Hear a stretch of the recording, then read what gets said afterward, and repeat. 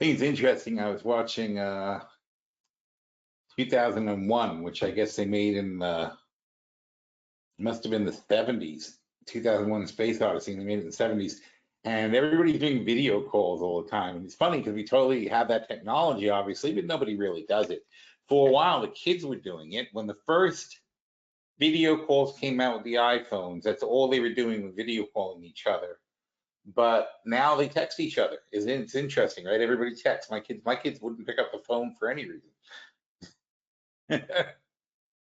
You know, they went through a phase with the first they were doing video calls, and they were doing group calls, and they were doing I guess it's Snapchat, where you can change everybody's faces and make them funny animals and things like that.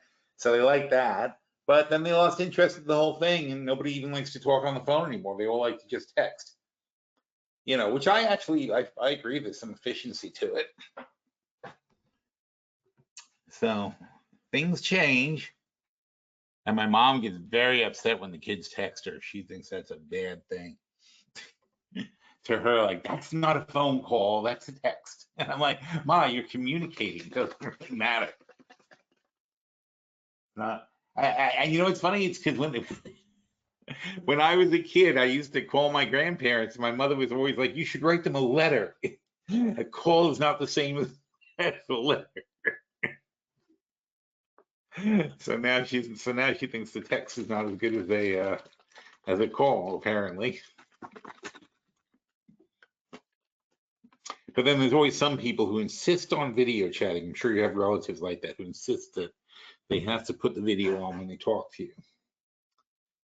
And finally, we have what I always wanted, which is cartoon avatars, although I haven't figured out how to use it yet. But Zoom apparently lets you make a cartoon avatar of yourself so that you're just a talking cartoon something. I like that. That I like a lot. That's what I've always wanted for a phone call. I think you should always see me as a cartoon character of some sort.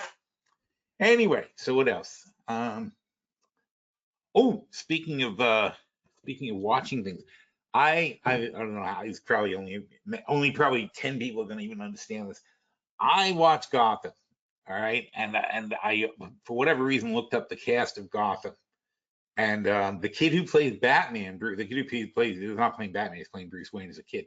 The kid who plays Bruce Wayne, turns out he's the same kid who is the kid who played the autistic kid in Touch. I never realized that. That blew my mind. I thought that was incredible. It's also interesting the way that Fox keeps going back to the same actors all the time. Touch cast. See if we can get his no.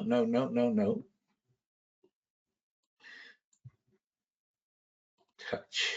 I guess I probably just put a space. Oh, what did we?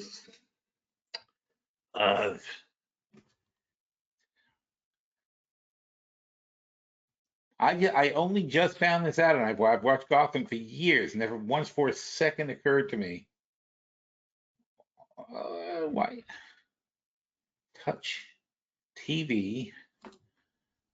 Touch. Oh, that kid, David Malzuz.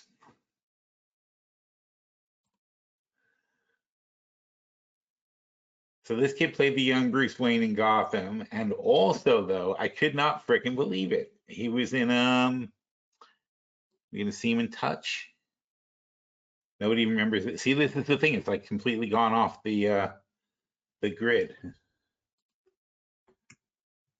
It was a good show. It only lasted like 2 seasons, but I liked it. It was key. Well, damn! If I had any recognition, that was him, and that was him when he was a kid on the show. Don't actually look that different. There he is older, and here he is from the show. Never once occurred to me that was the same kid. And I watched like all however many seasons of Gotham.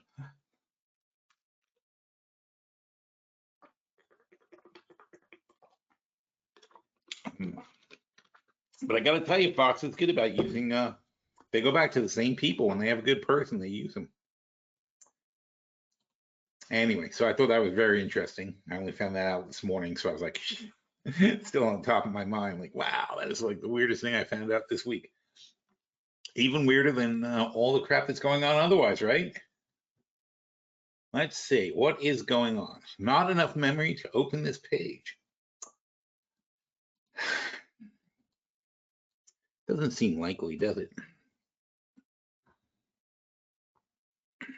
There we go. So let's talk about where we are today.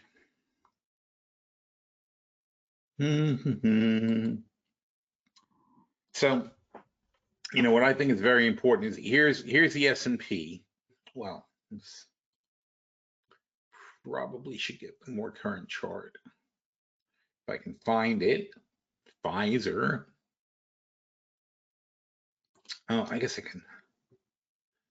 Let's see if I go to charts and tools. No, Phil Davis, your account. That sounds right. Nope, that's not it. Charts and tools again. Oh my God, I have no idea where to find this stuff. Your alerts. Chart packs, sample charts. I never use any of this stuff. I got no clue. Isn't that weird? So all these things available to me. Your dashboard, that's where it is. There we go. Now I know where I am. Default list, because of course I don't ever bother changing it. So the S&P, that doesn't sound very old. December 13th, that would sound right. So here we are. We're right in the middle of the 50 and the 200-day moving average. You have these rising MACD lines, and you have a rising RSI line. So the conditions are ripe for a short-term move up. Now, whether it's going to be strong enough to punch over the 200-day moving average, which it really kind of failed at the last two times, you think it had failed here, it failed here, right? Now, it's much more likely to fail here because you not only have the 200 days resistance, but you have the 4,000 line of resistance. It's going to be really, really hard for it to get back over there. And so we're going to need some very strong earnings reports coming from the banks, and whatever happens next week is going to have to be nice and strong for it to really have any sort of merits. And then we've got the NASDAQ. Ugh, tired today. I gotta drink more tea. And then we have the NASDAQ for May 22nd. Now the NASDAQ's a weekly one, and we're not even over the 200-day moving average. I talked about that this morning. This thing is dropping at 25 points per week. The 50-week moving average has been dropping very consistently, 25 points per week. How do you change the course of this thing? Well, the only way to change the course of this thing is to get over it, right? Well, I mean, it doesn't matter if you get closer to it, it'll decrease the speed, but that's not really going to change the general direction. Changing it from 25 to 12 is going to be not that perceptible on here. The only thing you're going to really do to change it is to get it to start curving up, and that means you'd have to be over it for it to start curving up. Or, of course, obviously, if you fall, you can actually make it curve down faster, but that wouldn't really change the outcome. That would only change the timing of the outcome. So what we're looking at here, and this is how you figure it out. It's not hard. I did the math this morning. Now, how do we know we're falling at 25 points per week? Well, you take 11,350 minus, well, we got a boost today, so it's different than it was this morning. But if you take 11,350 minus 12 and 12,450, so that's 100 more, 1,100 more, and then you simply divide it by 50 weeks. So it's, like I said, it's better than it was this morning, but 1150 divided by 50. Whoops. It's 23. It's the same. See, like I said, it doesn't change it much, does it? Even if it's like 100 difference. So this morning it was 25 points. So we're falling at a rate of 25 points per week. That's how you calculate it. And then you calculate how far it is between the 200 and the other. And that's going to be 1,500 minus 1,500. So it's basically 1,000. And now we know it's 23 points a day. So we say divided by 23. And that makes 40, I'm sorry, 23 points a week. So that means it's going to take 43 weeks. All right. To for these things to cross, for these two guys to cross. And like I said, it's different this morning, but not that far off. But it works out to sometime around August. So basically, between now and August, if at this rate, if nothing changes, we will cross the blue line, the blue 50-day moving average will cross, which is called a death cross below the 200-day moving average. And that will happen about in the middle of August. And if that happens, it's going to be an extremely bearish sign. So, you know, that's what you got looking forward to. That's what you have to look forward to. And so how does that not happen? The only way that's not going to happen is if something happens so that we start moving significantly above. You can't just move above the 200 though, because if you're between the 200 and the 50, right? What's going to happen? The 50 is still going to be coming down to meet you, and the 200 is going to start moving up faster. You may actually accelerate the collision. So it's not the NASDAQ has to get to 12,000. 12,000 won't help. It might hurt. What has to happen is for the NASDAQ has to get over 12.5. So it has to go up 1,200 points, or about 10% from here. So if the NASDAQ doesn't gain 10% by August, we're going to be in trouble. And now you say, okay, well, what do we think for the year? So that's where we get back to now. We're going to see earnings, and we're going to do our valuations, and we're going to figure out whether or not the NASDAQ should be up 10% higher than it is now. I was going to say it's hopeless this morning, but then what did I do? Then I go to our watch list, which is still here.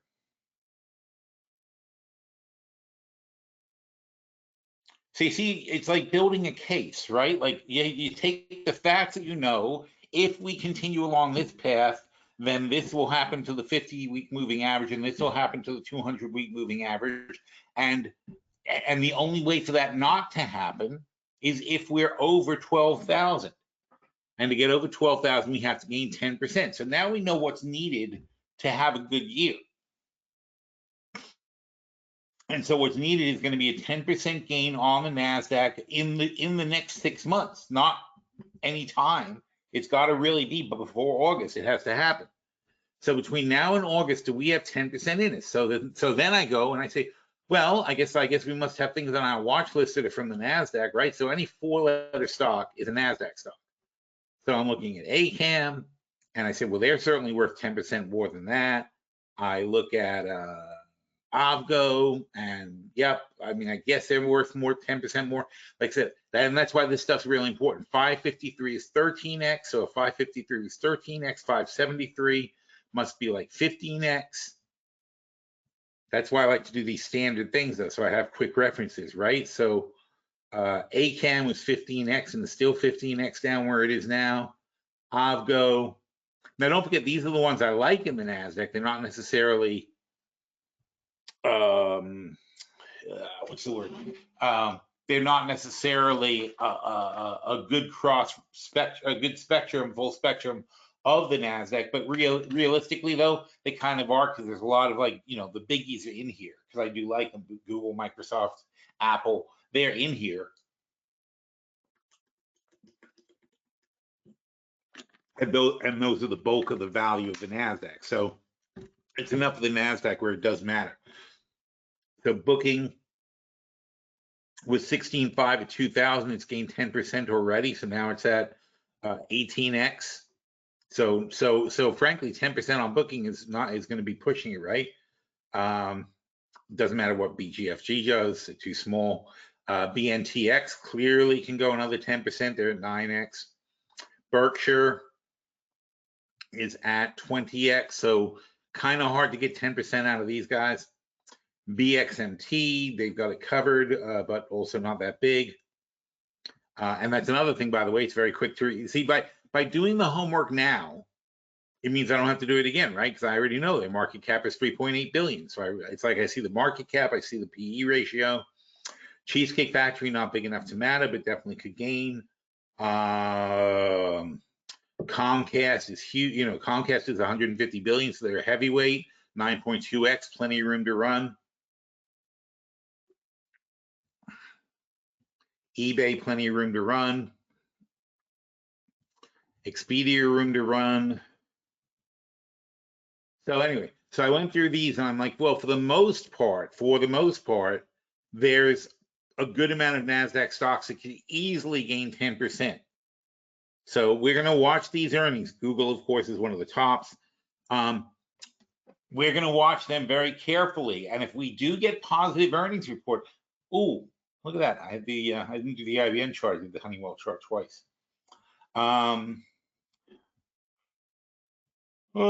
Excuse me. ISRG, Jack in the Box. I'm actually more into them now than I was. Anyway, so there are enough bargain stocks in the NASDAQ that could gain 10% given any decent conditions, that the entire index could gain 10%, could go over 12,000, and could hold us there. So it's very, very, very critical what earnings tell us next week and the week after that, so we can get an idea of what to bet. But all hope is not lost. You know, if these earnings are not dire, and frankly, we've got into like the last couple of years, right, with the same attitude. Like, well, if earnings don't totally suck, then the market should do better. And that's been what's happening. Earnings didn't totally suck. And basically, we had COVID and all that. We expected earnings to totally suck. They didn't, because the government was throwing money at everything. So that was working out well. We didn't have any particularly big stimulus in the last 3 months to give us a boost. And Christmas was a little disappointing, but was it terribly disappointing? Was it so disappointing that our stocks should be trading at 10 times earnings or less? That's when you start having to say, no, not really. I mean, unless you know it's getting worse, 10 times earnings is always a good price. You know, look, if you're buying a stock for 10 times earnings, you're effectively getting 10% return on your investment, whether you get it through dividends, whether you get it through retained earnings, whether you're getting it through the price movement of the stock. It's going to get reflected somewhere over time that your company is making 1/10 of what you paid for it in earnings each year. So one way or another, over the next 10 years, you will see that. You will see that money coming back to you. So that's better than inflation, right? So therefore, it makes a stock attractive. So when you find stocks like that are better than 10x, they're worth getting into. If the stock has good growth, you could also make the argument that even 12x, 15x, 17x, as long as it's growing 20% a year, it's going to catch up to that and still give you the 10x. And so unless we don't think that 10x is a reasonable rate of return, and we're not seeing that yet. We're certainly not seeing it in the bond market. We're not seeing it anywhere. We're not even seeing it in the corporate bond market. So nobody's paying 10% interest on things.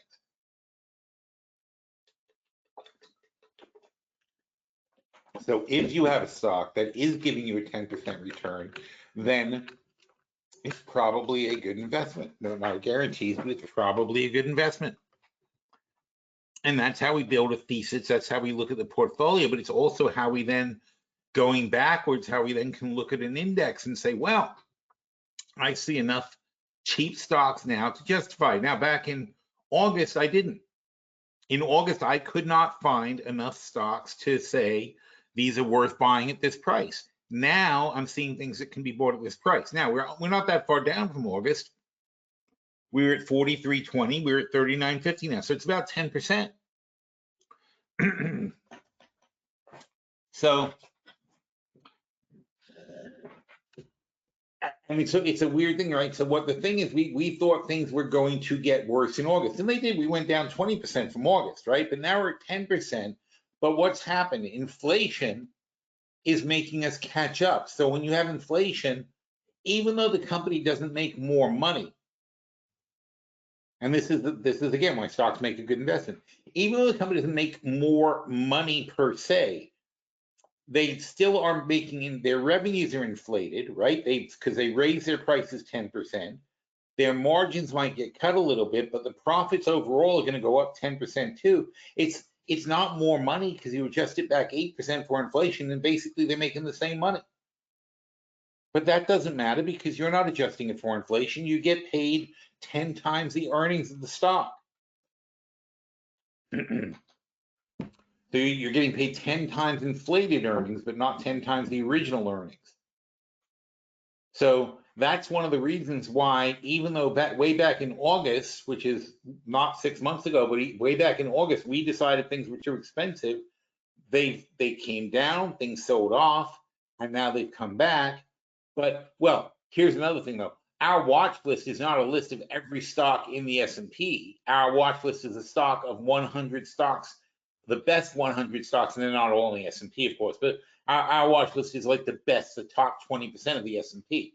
And those are the best values in the S&P. So there's certainly plenty of still overvalued stocks in the S&P 500, but they're not the ones that are on our watch list. I mean, that's kind of the whole point of the watch list, right? What were the criteria for it? The criteria for the watch list were stocks that are trading at very good relative PE. So generally, anything over 15, I was almost, was almost out automatically. But we were looking for the good PE ratios. We were looking for high employee, low employee to earnings ratios. So in other words, the companies where the employees make the most money per employee, those were also of interest to us. So I was looking at that number very carefully. Oh, debt, we don't want any debt. So companies with low, so we need low debt, a low number of employees per dollar earned. So I'd say the average for US companies is maybe $18,000 per employee is what most people earn, and most people means retail drags things down considerably. Tech pulls things up considerably. But your high benchmark is Apple, where each employee makes almost $1 million in profit for the company. And then on the lower end, you've got, or on the tech end, you've got like Microsoft and Google and Broadcom and things like that. They'll make like $300,000 per employee, 300,000 per employee. That's fantastic. If you're making $250,000 per employee, hire more employees. Just keep hiring them until there's none left. I mean, that's what you got to do when you make that kind of money. Of course, you have to, if you're one of those companies, you have to then build facilities and have the sales to back it up and so on and so forth. So it's got to grow to that level. But obviously, you're doing something right if you're in those kind of ranges. And Apple with $1 million employees is insane.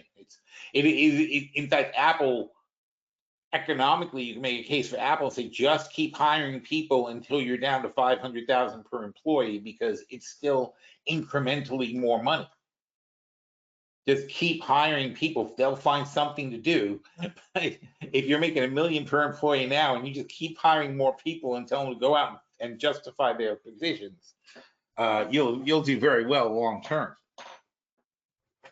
And this is why companies look for places to grow and expand and so on and so forth. It's whenever you can make, if another employee brings in more money than you're paying them, hire them. That's how it works.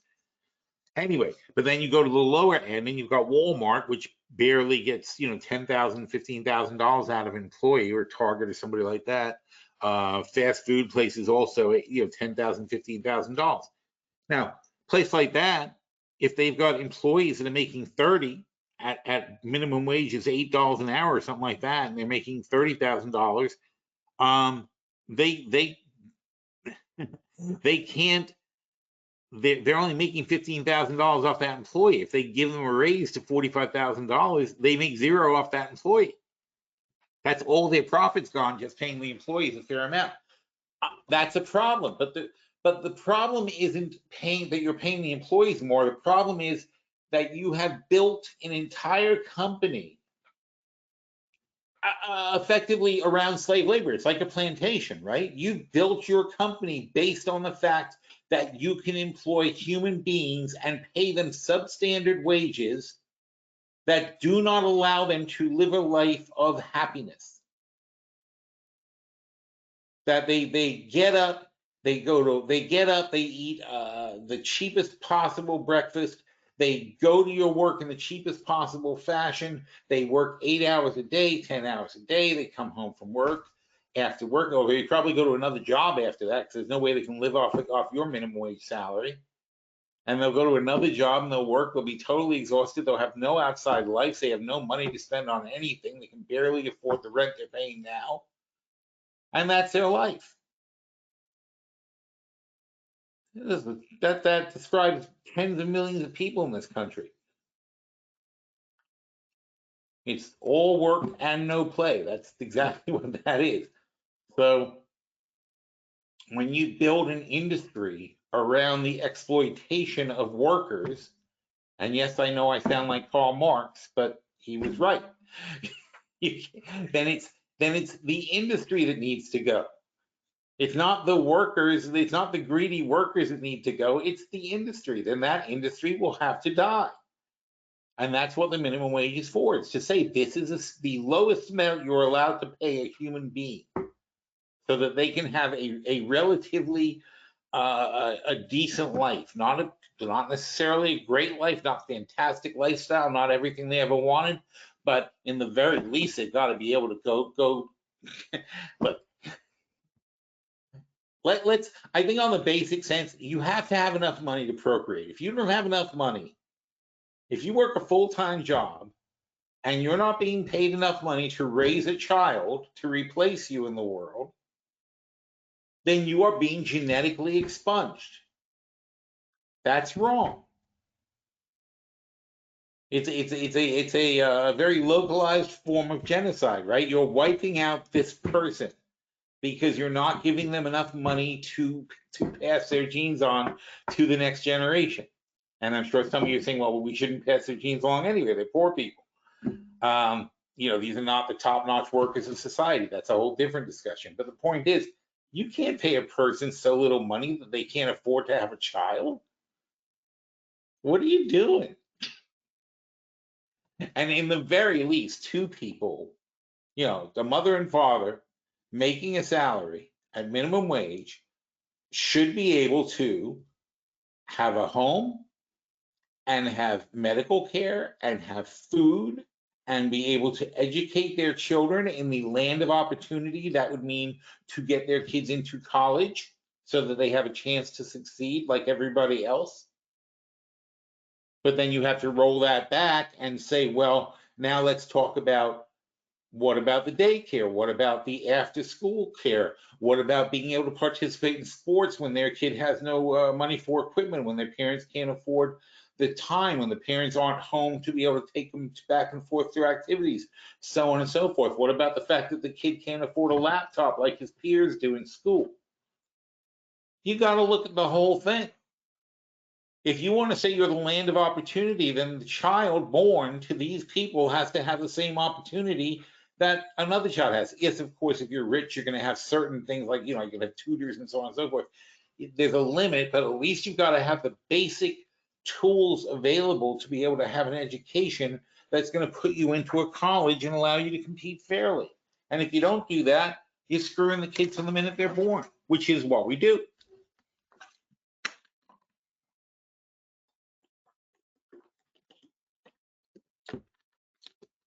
Anyway, so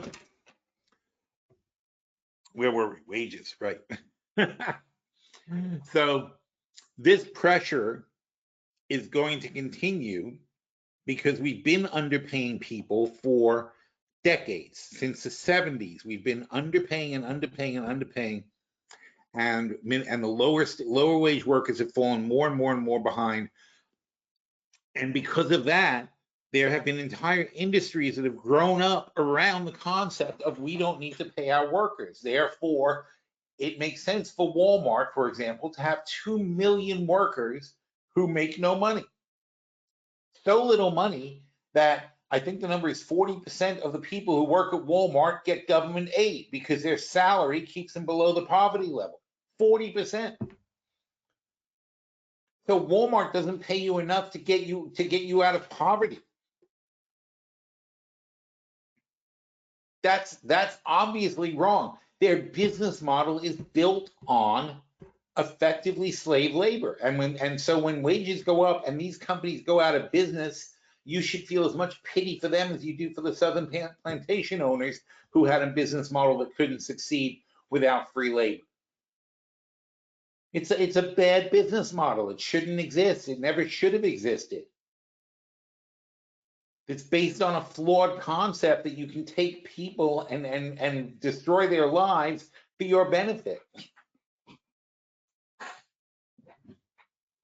So that's the upheaval we're going through right now, and we're going to keep going through it. It's not going to magically go away. That's what really bothers me about the market right now. It's not going to magically go away. This is going to keep happening until we have a better balance of labor and corporate management. Now that means company profits will eventually come down over time, and that wages will go up over time, and then the pendulum will go too far, and then the pendulum will go the other way, and it'll swing again.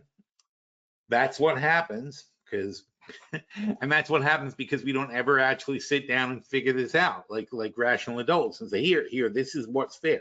Like Plato and Aristotle and so on used to do. Now, of course, what happened to them? The Greek society had developed to the point where you had this rise of the philosophers, right, who would talk about, because they were wealthy enough, and there was a thinking class, and the thinking class began talking about the ethics of their lives and the morality and the obligations that one man has towards another, and the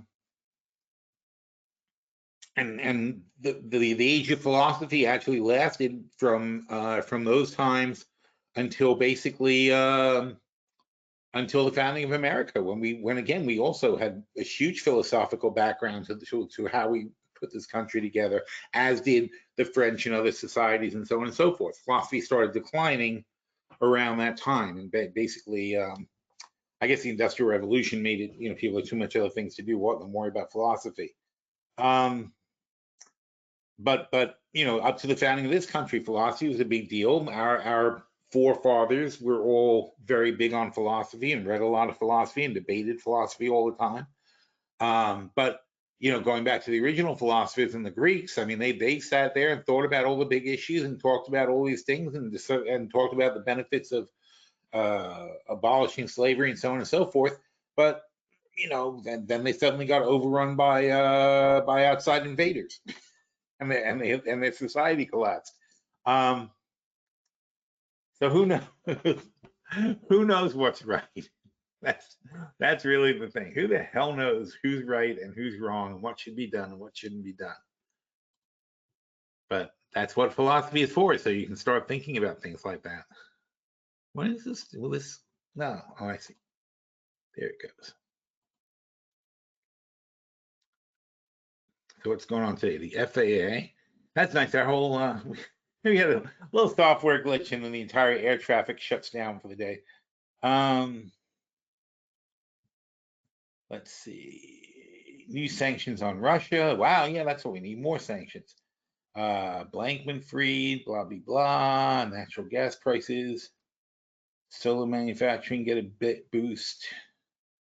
Forget core CPI. Okay, forget it. Oh, so nothing's going on today. That's good. Not a bad thing. See if there's any questions. No questions. That's good too. So where were we? Oh yes, we were talking about the NASDAQ and how it flows. So yeah, we will see about earnings, and we'll see what actually turns out to be important. We'll see some numbers. We'll get an idea of where things are. But that's, we have to take all this stuff into account when thinking about what's going to succeed going forward. Where are we, and what changes are happening in society that we should be paying attention to?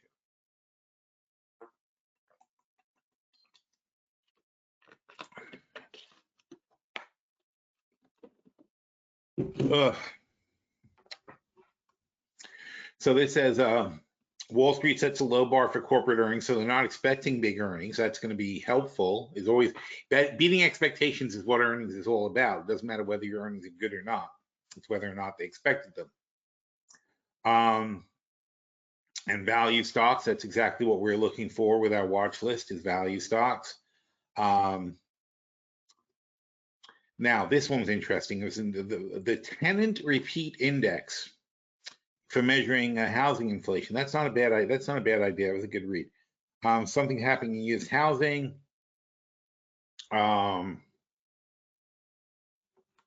we're in falling home price. And again, this is recessionary. 50 companies to watch, and that's also interesting. Highlights of the CES is also always something to pay. I didn't see a lot of really exciting stuff at the CES. To me, this is the thing. Flying cars are, obviously you all know that's like my favorite thing in the world. I want a flying car. So flying boats, I don't know anything about. But they're too prototypey. It's not real. It's, I don't care that you can show me a flying car. It's really cool. And it makes me happy to see the technology actually being put out there and is on to the point where it can go on the trade floor of CES. But still, where's mine? And that's still 5 years off, 10 years off. It's like when you see those really cool concept cars at the GM show, the auto show, and you never actually get one. It's just like you say, oh, remember that really cool car I saw? The big thing I saw was folding screens. I wonder if they have that picture. Yeah, look at this. So like this is your laptop, and it works, and it's the whole this part hinges or something like that, and it folds over. That's kind of cool. They got a couple of ways of presenting that. That's what a flying car looks like. It's not very car-like. Oh, that thing. Look at that. So it's like there's three pieces. It's like the clamshell laptop and the keyboard, which I think is great. I have my laptop, and then I've got two side screens for my laptop when I travel. But this is nice. I mean, having that already there is fantastic. But $2,000 for this thing. So yes, of course, I've already priced it. I don't get that. I don't even understand the concept of these things, but they seem to be the new thing. Hydrofoils. I rode a hydrofoil. I rode a hydrofoil to go from England to France once. That was like 30 years ago. So it's not new technology. I just don't get it though. I don't understand the whole concept of how these things work. I have to look that up. I never got around to it. This is cool stuff. I like these. These are everywhere now. This is the Sony Honda concept car. Oh, look at that. Woohoo! More screens. Anytime you can do more screens, I'm a happy camper. Look at this thing. That's nice. Samsung again. Samsung is all over the place. Again, baffling. Have no clue how that works, but apparently it does. People are freaking out about this. That's without glasses. Is this Samsung again? Oh, nope, it's LG. 97 inches. Nice. Phones, who cares? It's like it's not an Apple, I don't care. BMW doubles as your buddy. I don't know what that means, but thin is good. Invisible laptop touchpads, don't know what that means. Roku's into chat. Intel with the new chips, even everybody's like jumping, everybody's freaking out about Intel's chips now, which is good. That's why we like them. All right, anyway. So, this is the stuff we should be reading, right? This is what the future is. This is what's coming out. This is what's fresh. This is what's happening. And the jobs report, we'll find out more about Fed stuff tomorrow. And this IRS thing is crazy. And that matters too, because if we don't have IRS agents, we don't collect the taxes. If we don't collect the taxes, we have a bigger deficit. And our deficit is already completely insane. So who knows how long that's going to go on.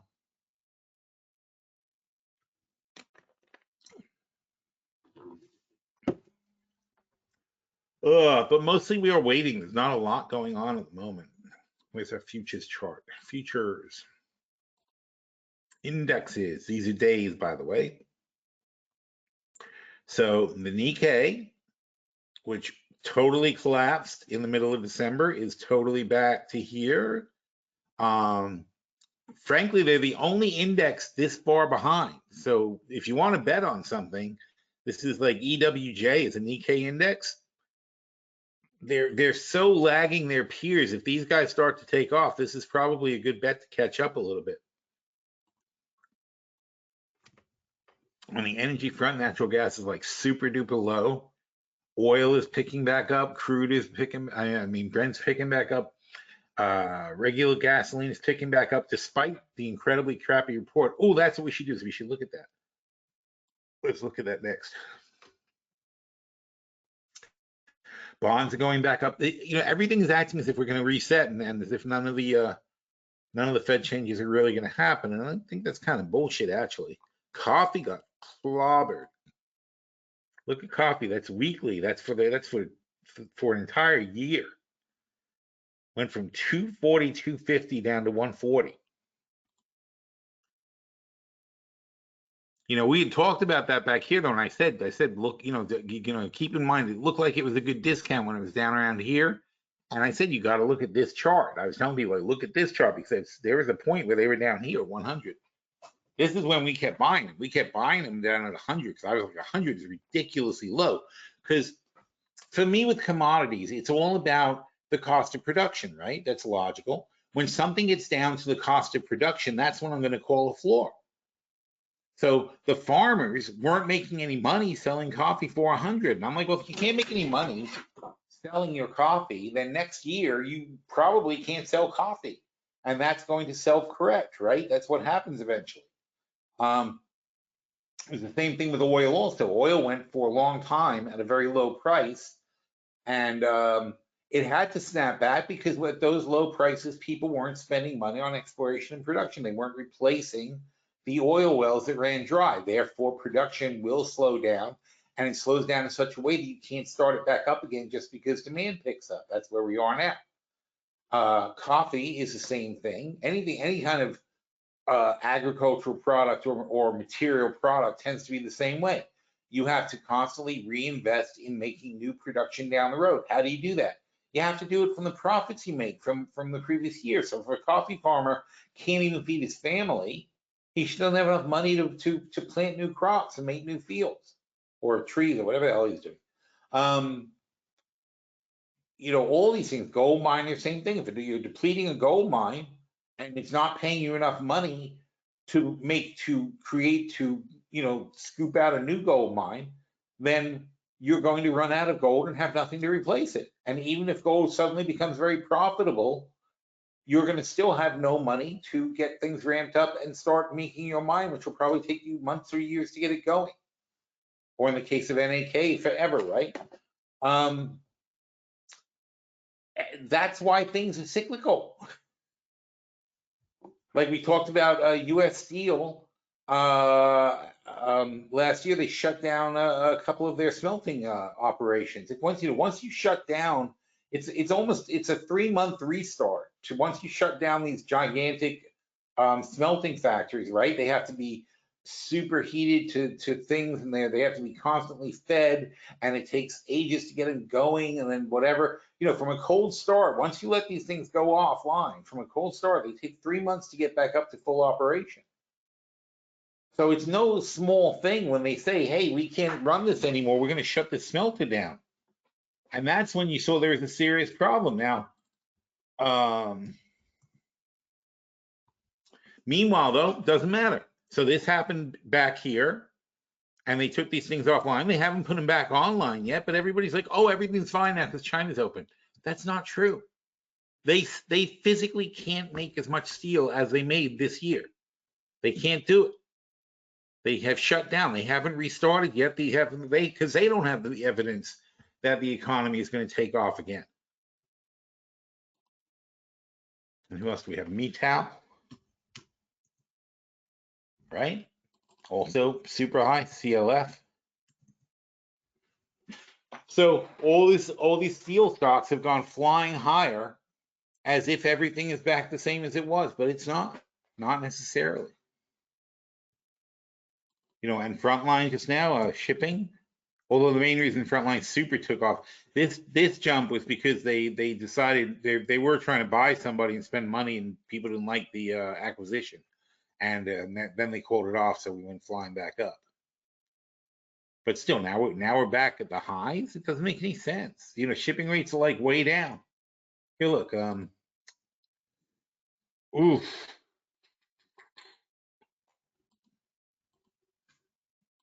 Baltic Dry indexes. RBDI.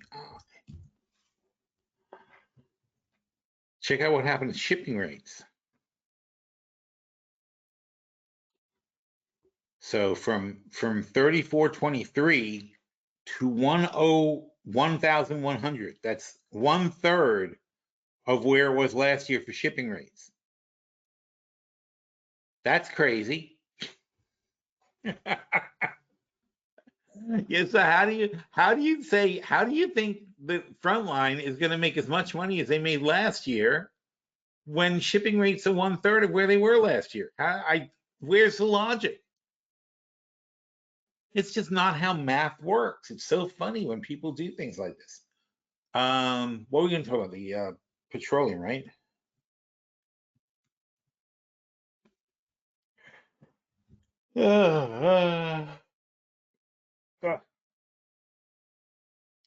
Super tired today. I don't know why. Anyway, I'm going to take a nap after this. Weekly petroleum status report. So what the hell happened? That's the question. U.S. commercial oil inventories increased by 19 million barrels from the previous week.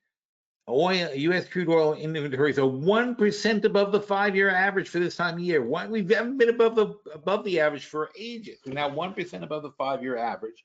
Gasoline inventories increased by 4 million barrels, 7% below the average. Finished gasoline blending components, blah, blah, blah. Distillate fuel decreased, blah, blah, blah, 18% below. So distillate is way below. Gasoline's a bit below on the low side. Oil is at the above. That's crazy. So obviously, if you take some of this oil and refine it, you'll be able to fix these guys. So meanwhile, what happened? Nothing really special happened. The same amount of oil was sent into the refineries as the week before, even less actually. The capacity actually dropped. Gasoline production was actually lower than it was the week before, lower than it was last year. Distillate production was lower than it was the week before and lower than last year. Seems a little crazy, right? Could I maybe make this bigger for you? Here we go. So we had a 19 million barrel build there. We had a 4 million barrel build in gasoline. We had a minus in distillate of 1. All other oils was dead flat, barely touched. The SPR, 1 million barrels were out of the SPR, 800,000.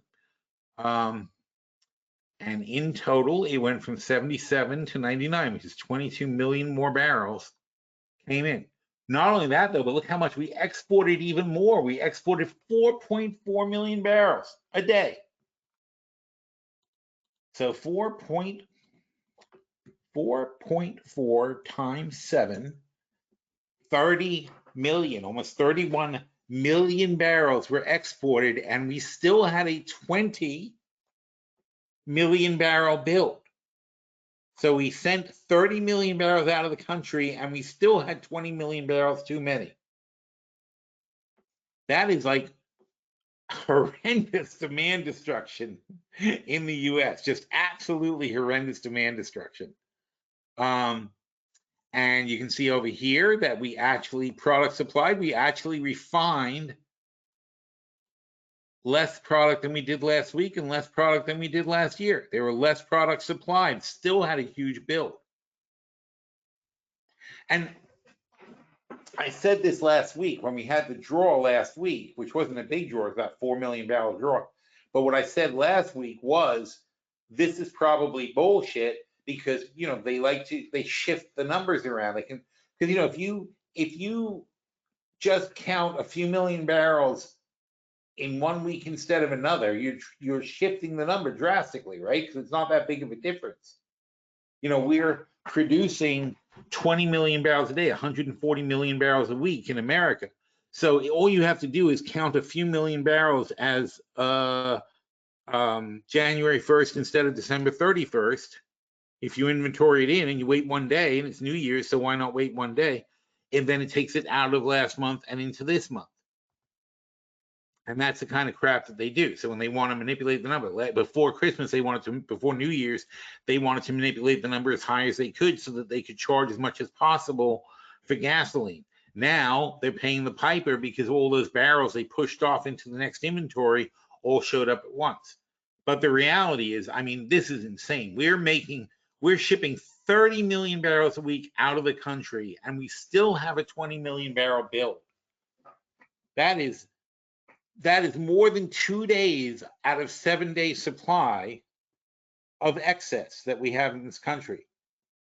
They have completely destroyed demand. It's not coming back. And this is where this miscalculation is all over the place. Now, we've got oil at the moment at 77.50. I think it's a great short here, frankly. I mean, it just, next week won't be as much of a build. It may even be a draw next week and everybody will freak out.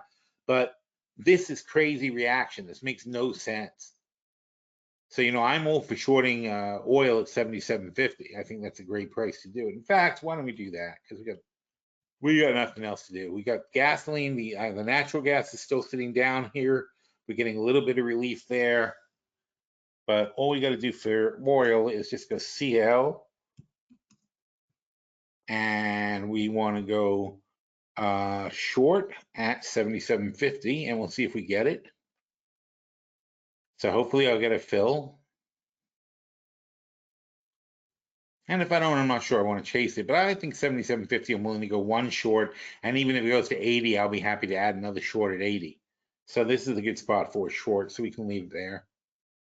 And these guys were just trying to work our way out of. Hopefully we can get back to $4 at some point and get out even and get back to two longs. But this is beyond. This is not a little thing, guys. I mean, this is 20 or 19 million officially, 19 million extra barrels of oil. And not only that, though, but that's while we're shipping out 30 million barrels. That means we're using 50 million, 50 out of 140. We're using 50 out of 140 million barrels less than people think we are in America. So 50 divided by 140 is 35%. We're using 35% less oil than they say. Because when they tell you, when you say, what is US's average, what is the US oil consumption, right? You know what number comes up? This number, 20 million barrels a day. They say that's our consumption, but that's bullshit. That's how much they made. But we didn't use it. We sent it out. We had no use for it. We shipped 30 million out, and then we had a 20 million barrel bill. And it's obviously 20 million barrel build is atypical, but we're always shipping out this many. Last year we shipped out 28 million barrels a week. Now we're shipping out 30 million barrels a week. Not, wait, 3 times 7, sorry, it's 21, 22. Because 22 last year, now it's 30. So we've always been shipping out a huge amount of oil. That was a day's worth of oil last year, too, that we shipped out. Now we're shipping out a day and a half's worth of oil.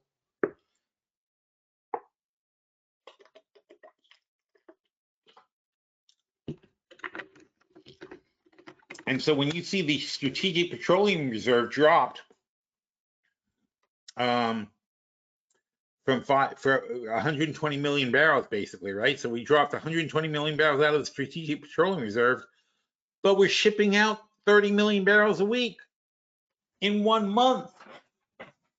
1 month of our exports could have refilled the SPR. All we have to do is cut this number off and stop exporting and tell other countries to go find your own oil, and we would refill the strategic petroleum reserve right away. Not only that, though, we caught such a glut of oil in this country that the prices would drop back to $40. But we don't do that.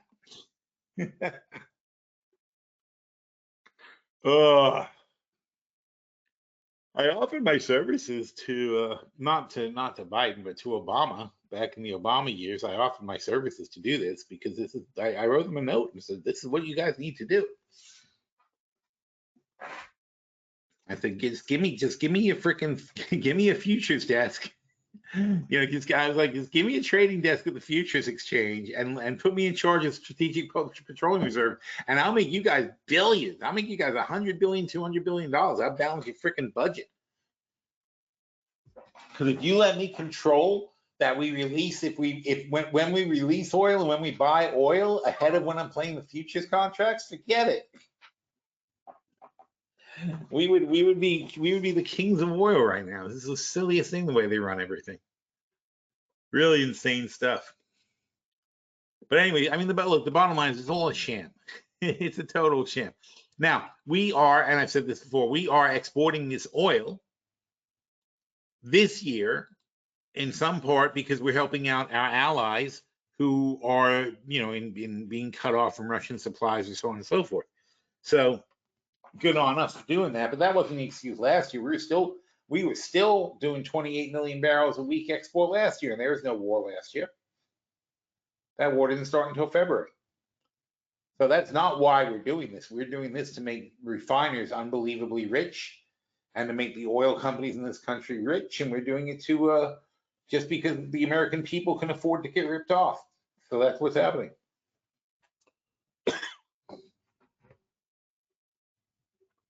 How we do? All right, so everything's copacetic here. The overall indexes all look fine. Look at this. This is crazy, right? 245 on RB.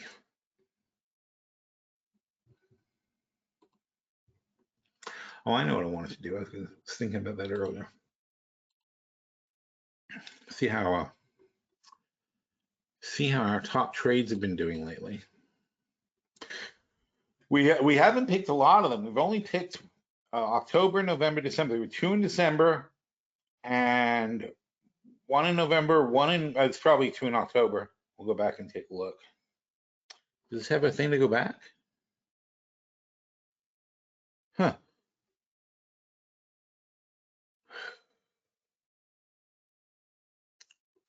Anyway, all right, so charts. Let's go to, well,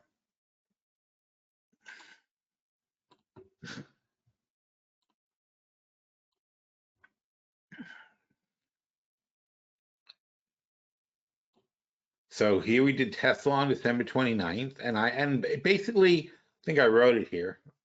My logic was,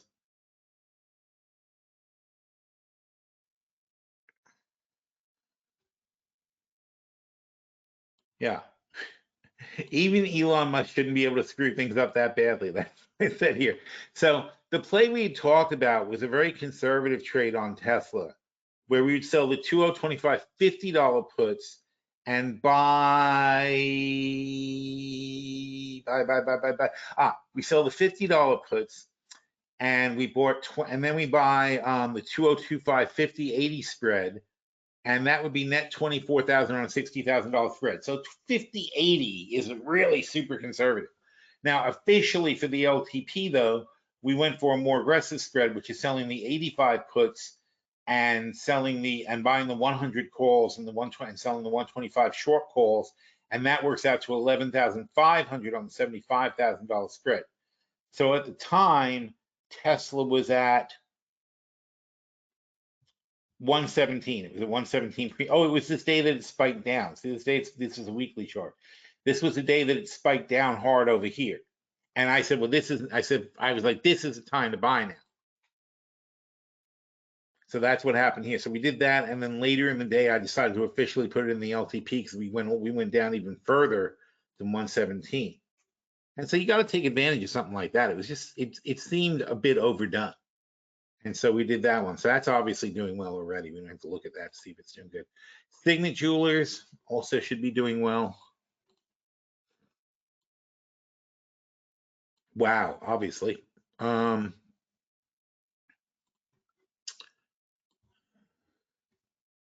Boy, good timing on these moves. So we talked about Signet. This was December 6th, so it was early December when it was down here. And now it blasted back up here. I'm not sure where it is at the moment, but it's doing good. Oh yeah, look at that. Holy cow. Where is it? Wow.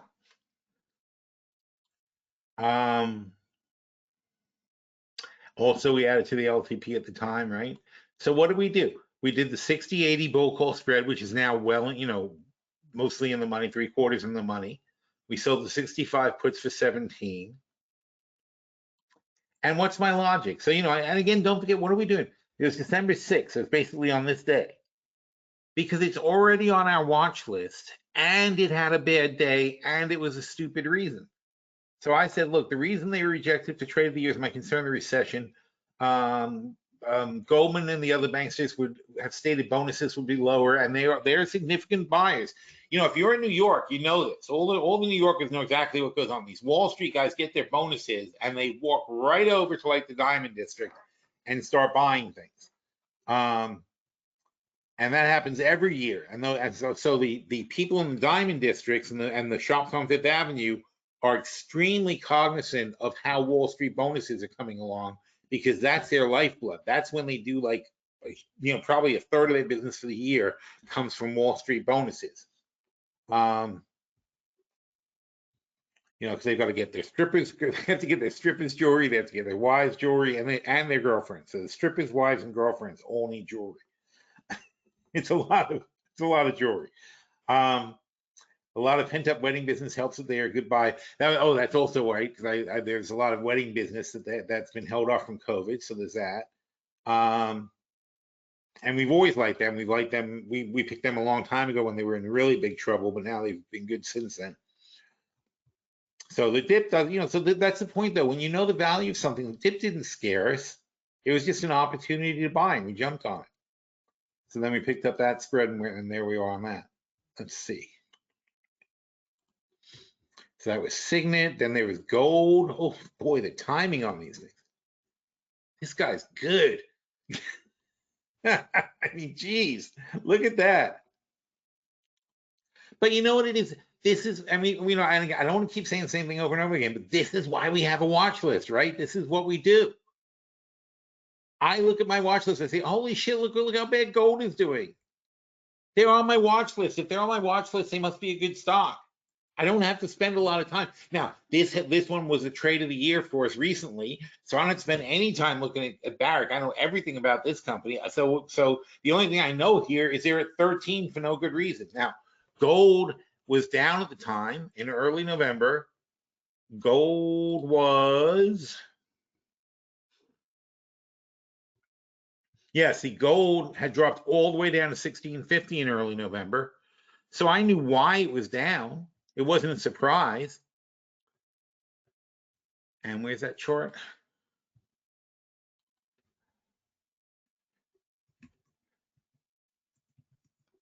So Barrick dropped with the price of gold, and I know that doesn't affect them as a company. Therefore, it's a good time to jump in and buy it, not to sell it.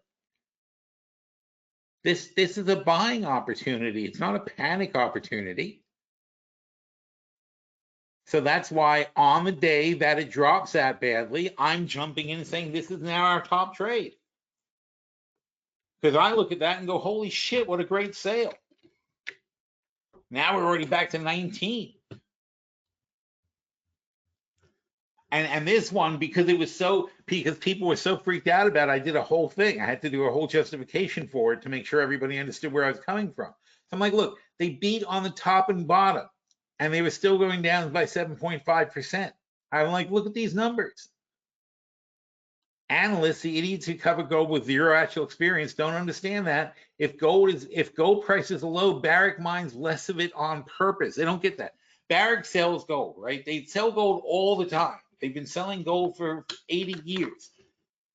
So this is crazy. But what they do is if the gold prices are high, they mine more of it and sell more of it at high prices. Gold prices are low, they don't mine as much and they don't sell as much because they don't want to sell it so cheaply. Isn't that insane?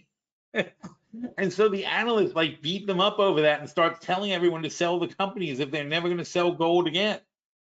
and they don't even understand the concept of being patient and strategically deploying your supplies.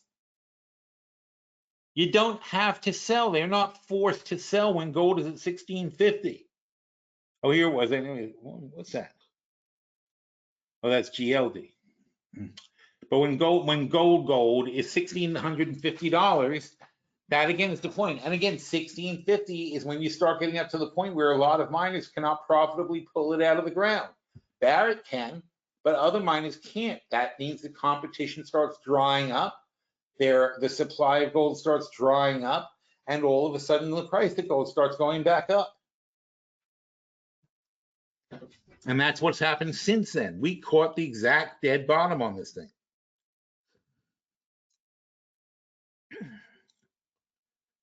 So anyway, I love these guys. So our play was so conservative, we're already like miles above it. We sold 10 of the $15 puts. We bought 20 of the $10 calls, and we sold 20 of the $17 calls. So it's a 10-17 spread. There's 20 of them, so it's a $14,000 spread, and our net cash outlay was $1,100. So this thing at 17, anything over 17, we're going to make $12,900, which is 1,172% of what we invested.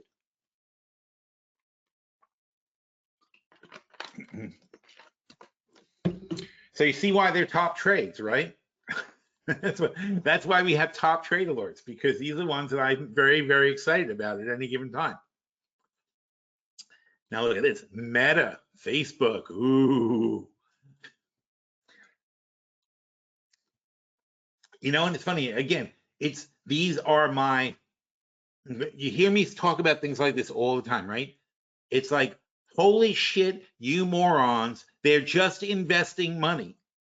You don't kill a company because they're investing money in something. Now, I understand that the analyst can say, oh, he doesn't know what he's talking about. This whole metaverse thing isn't going to work out. It's a total disaster. Now, you know, Mark Zuckerberg is not Elon Musk, and Mark Zuckerberg is not, he's not Bill Gates either. He's not anybody. He's his own person, right? He had this vision for Facebook and executed it over a 20-year period, and it made him one of the richest people on earth. Now he's been taking the last 5 years. He decided in the last 5 years. Oh, and by the way, also, which one is it? Snapchat, right? Snapchat's them too. So, and meanwhile, without much fanfare, he also developed Snapchat, and that became a huge thing, a big hit. Or is Instagram Facebook, or both of them Facebook? I don't know. Well, whatever it is, anyway. There's more than one company he's done like this. Then he came up with Oculus, which was the VR, the original VR. And Oculus is the #1 VR headset in the world. And he sees the metaverse as a next logical step for socially connecting people. He's certainly the world's greatest expert on socially connecting people in a platform. So I think you got to give him some benefit of the doubt. And I'm not saying it because of Mark Zuckerberg. I mean, he's a robotic, weird little thing, but he knows his stuff. And it's not about him though. It's about the number of companies I see developing their own metaverse strategies, and the number of people I see who are advertising the metaverse, and the rock stars that are doing concerts in the metaverse, because obviously they're doing that because their fans are going there. You know, you don't see them doing they don't do pay-per-view concerts, they don't do this and that concerts. They go where their fans are, and their fans are in the metaverse, and that means that we're missing something. You know, we are definitely missing something, that we don't see this, and other people are seeing it, a lot of companies. And there's very, very few companies out there now that don't have some sort of metaverse sort of strategy going forward. So now, will Mark Zuckerberg's metaverse win, or will it be some other totally different metaverse? I can't even answer that question. That's tricky. but I think I give them a pretty good chance. I think if there's going to be success in the metaverse, I think the fact that they've got 4 billion Facebook users probably indicates that they'll be able to transition a good portion of them to the metaverse with the right strategy. So I think they have a chance to build a huge platform here that people are basically ignoring. So not only is it not being counted as a potential revenue source in the future, but the money he's spending now is being counted as if it's being wasted. And that's crazy. They're not giving him any chance at all. So, and I stood by quietly, and we didn't invest in him at 200 or 150, but it came down to 100. I'm like, you know what? This is ridiculous. This isn't, you're now undervaluing Facebook as a company by itself. All he has to do is stop spending money in the metaverse, and this thing will take off. So again, this was October 27th. We hit 100, and I wrote this up, and I said, the problem with having half the planet's revenues, ad impressions, those things, their overall business was good, and the metaverse is a drag because they're spending money building it. But if they're right, it's going to be as big as Facebook. So of course it's going to cost money to build. When they spent money building Facebook, nobody said anything about it. They thought that was a good idea. Now they're building money for the metaverse. It's a bad idea. Makes no sense. So we jumped in here, and already we're up to 133. So we're doing well. And I said, as we had it in the LTP, we did an adjustment. And I said, as a new position for Meta, we're doing this. We do 81. We're doing the 8130 spread. Holy shit, that's a good spread. We did the 8130 spread. Oh, it wasn't even fully covered. Oh, wow. Very good. That's a good spread. All right. Anyway, so we sold 10 of the 100 puts because I put my foot down at 100, but we sold them for 24, so we're going to net in for 76. Then we did a 15-10. That's a very aggressive spread because we have 5 open calls at 130. We were at 100 at a time. Now we're at 130. So we could cover some more, or we could sell those March 20s. We could do a lot of things. But the bottom line is it's net 17.5 on a $75,000 spread. And the upside potential is whatever that number is 57,500. So the upside potential is $57,500. We're already over our target already on this one. Damn, how do I get these top trade alerts? That's pretty freaking good. Top trades.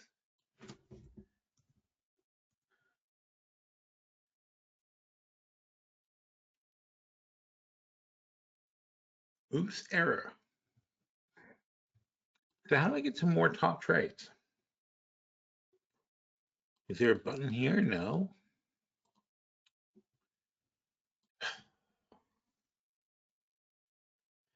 Top trades. Oh, up here.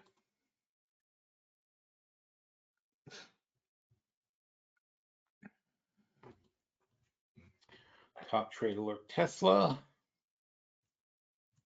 Oh, I see. They get stacked. December 25th is Signet. Gold. There's Facebook we were just talking about. Before that, it was Total Energy in October.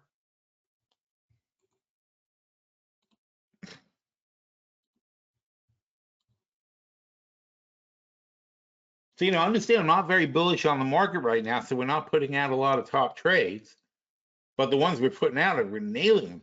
So again, Total Energy is one where I felt I had to really justify it and say, here's why we like it, and here's what's going on, and here's why I'm not giving up on them, so on and so forth. And our spread was the 40-55 spread. And at the time, we were just in the 50s. Chart.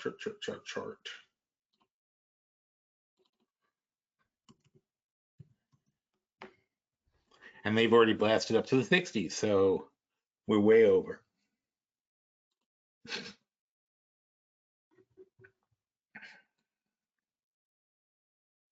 And I like Total Energy. Total Energy is a huge, they're $131 billion company. They're not as big as Exxon. They're not as big as Shell, but they're a big, big oil company that has completely committed themselves to becoming a green energy company over the next 20 years. So they're taking their enormous cash flow. So instead of reinvesting in oil projects, they have, and they're not doing any. They just did something off Brazil and so on and so forth. So they're not doing anything, but they're being very selective about their oil investments and mostly investing in wind farms and solars and things like that. And I love it. It's like having a well-funded green energy startup. It's fantastic. And these guys really know what they're doing. They've been making excellent moves. And they're connected. So what they're doing is the people they sell power to now, the people they sell energy products to now, they are changing it. Oh, it says that here. Oh, well, it's not particularly to them, but they're showing that this is where the growth is going to be. I mean, they're going to be putting their money into these fields where they can grow their business, and it'll be bigger than the energy sector. And here you go. Oil demand by sector. They expect the same thing I do, that the oil demand is going to start falling apart 2.3% per year. It's basically exactly what I said, based on the fact that you're changing the fleet of cars and fuel use and trucks and everything else is going to go away from oil and towards these other things. So they're like, why don't we sell those other things instead of selling oil? That makes sense.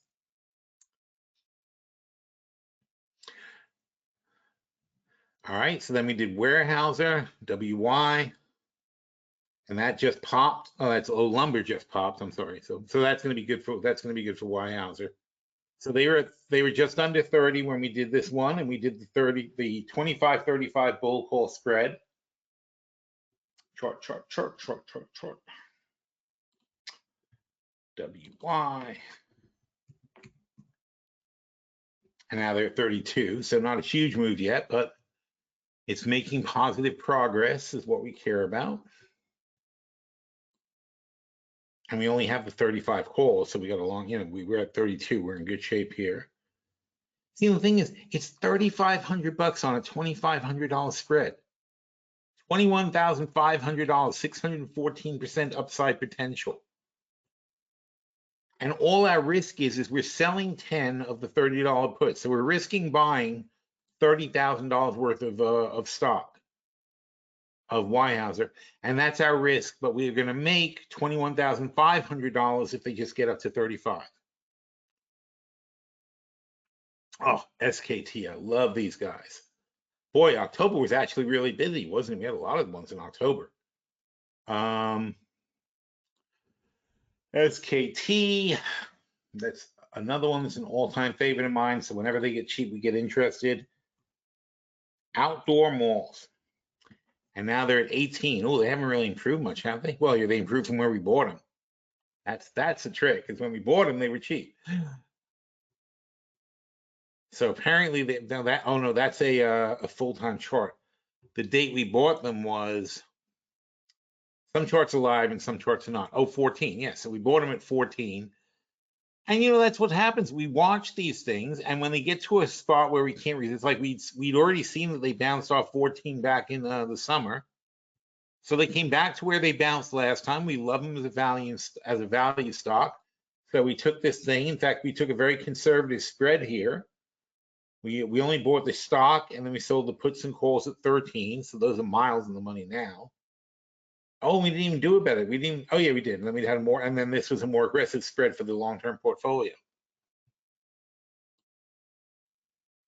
All right, so that's and Love. What was Love? I don't think Love really took off too much yet. I like Love a lot, though. It's a furniture company.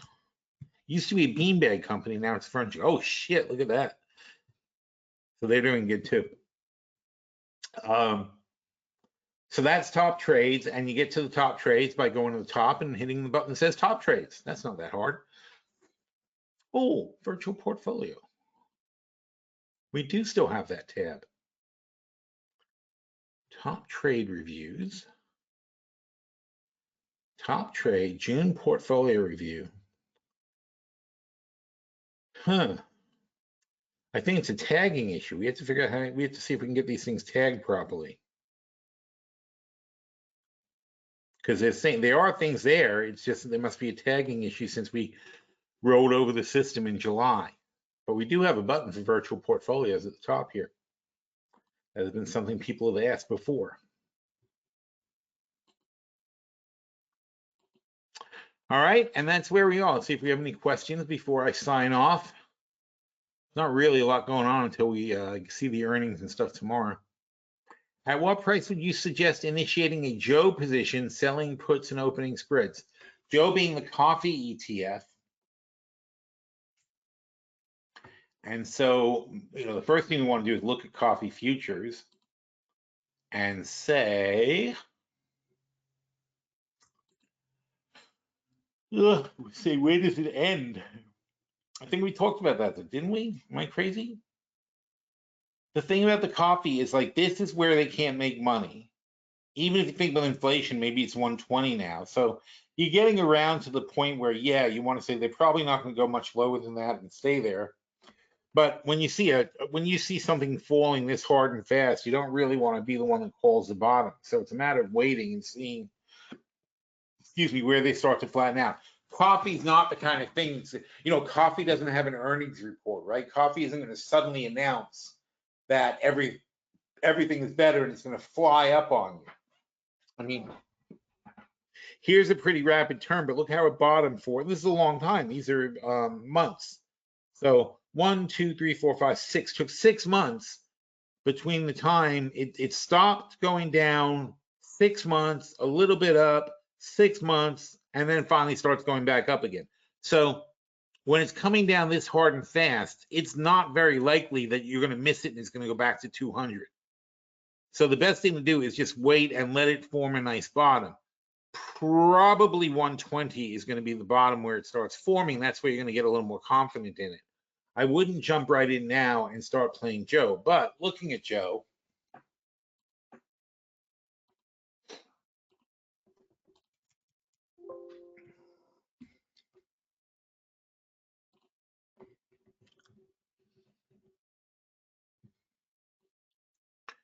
oh, and it doesn't go out far enough. There's the problem, right? So it only goes out till June. So it has to turn around. Yeah, that you definitely don't want to jump the gun on this because it only goes out till June. You don't know when it's going to turn around. Realistically, though, they took 41.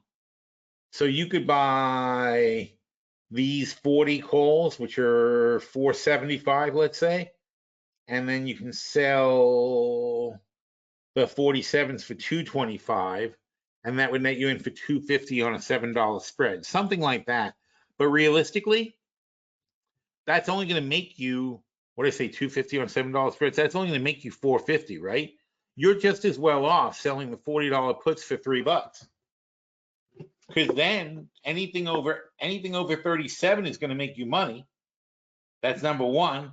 Number two is you're going to make $3 instead of you're going to tie up your margin here, but otherwise you're only going to make 450 going this way. So you have a lower strike and you make good money going this way. So I think maybe to start, I would just go with selling the puts because they don't have long options and so on and so forth. But again, wait, let it show you the bottom, just so you know this is about $3. If you can get $4 for it, I'd say why not? Or if you can get $3 for that one, I'd certainly go for that one for the 35. But if it's $3 now, hopefully you get $4. So once it gets $4, then you should get excited about it. But I wouldn't be too excited right this minute.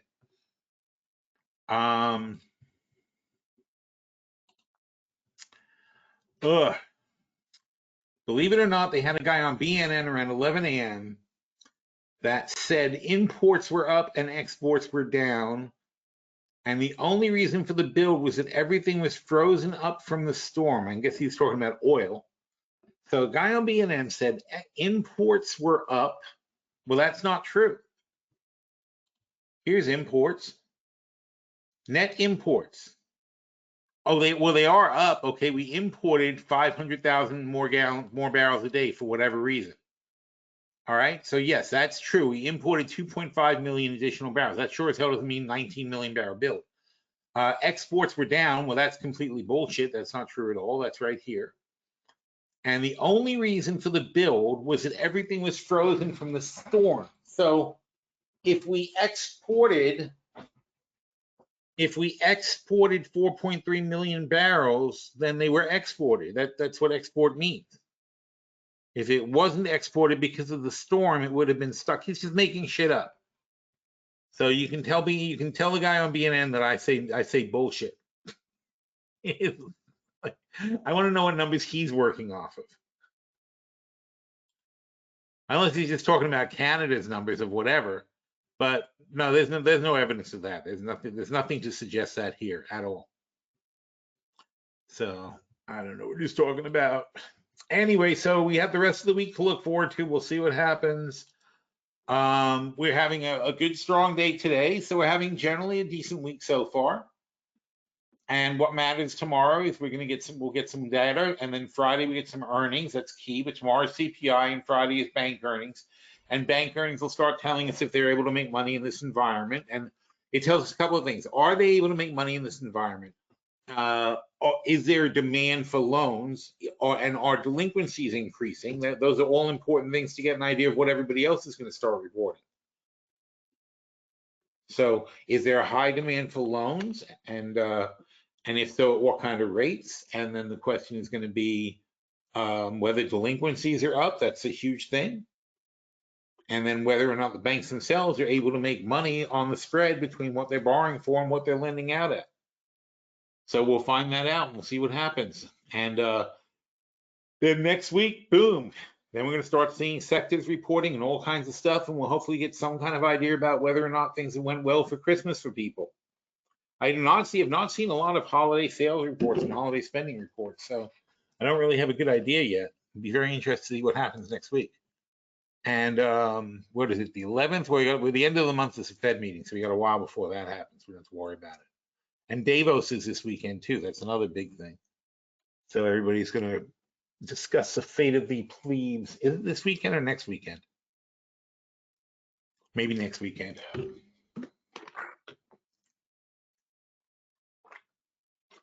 Either way, those are the things that are going to move the markets for the rest of the month. And we'll see. Hopefully there's not going to be too much sign of a recession and we'll be in good shape. And there's plenty of things, we still have tons of things that are still very cheap on the watch list. So I'm certainly not worried about anything getting away from us for now. All right. So thank you everybody for coming.